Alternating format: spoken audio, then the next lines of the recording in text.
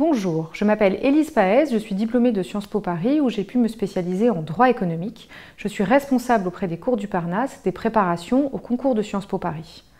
Je vais vous parler dans cette vidéo du fameux profil Sciences Po.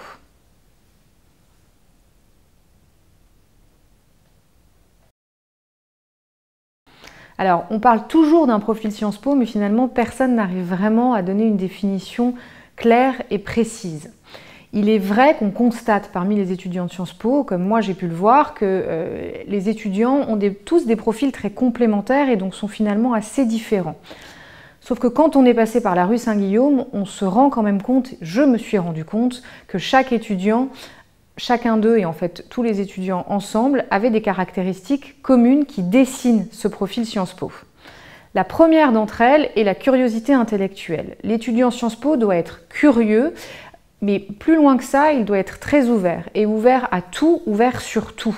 Ainsi, vous devez trouver des candidats, enfin des étudiants, qui vont être capables de débattre pendant des heures des combats de Bob Marley, aussi bien que de la critique de la raison pure, ou que de l'économie des jeux vidéo. C'est ça qui fait l'intérêt du profil Sciences Po.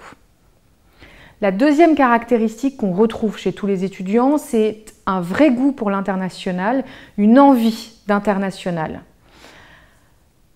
Quand vous candidatez à Sciences Po, quand vous présentez votre candidature à cette école, vous devez aimer l'international parce que déjà, un étudiant sur deux est étranger. Dans ma classe, j'avais des étudiants qui venaient du Chili, du Pérou, des États-Unis, d'Italie, donc des origines extrêmement diverses, des cultures très variées.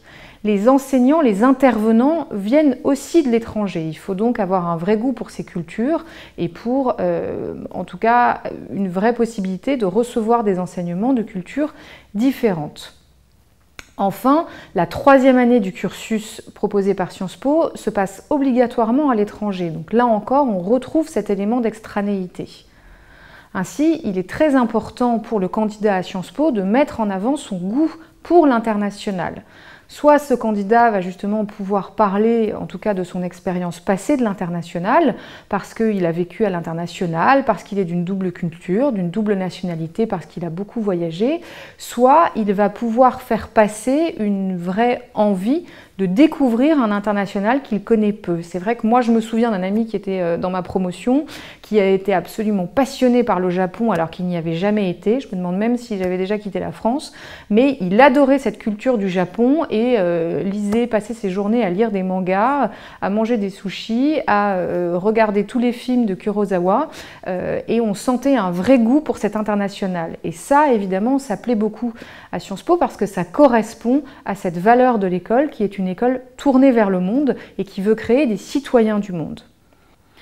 La dernière caractéristique de ce fameux profil Sciences Po est l'ambition. Sciences Po est une école qui a vocation à former des leaders que l'on retrouvera aussi bien dans le secteur privé que dans le secteur public. Et donc le candidat à Sciences Po doit véritablement faire passer un message qui consiste à dire qu'il est passionné, qu'il a envie de réussir et surtout qu'il a un très fort potentiel. Je me rends bien compte aujourd'hui que tous les gens qui étaient avec moi à Sciences Po, même si c'était il y a aujourd'hui un peu plus de 10 ans, ont toujours cette ambition, ont toujours cette envie de réussir et c'est clairement l'une des caractéristiques qui permet de définir ce qu'a été un étudiant à Sciences Po et en tout cas quel sera aussi le bon candidat à l'école.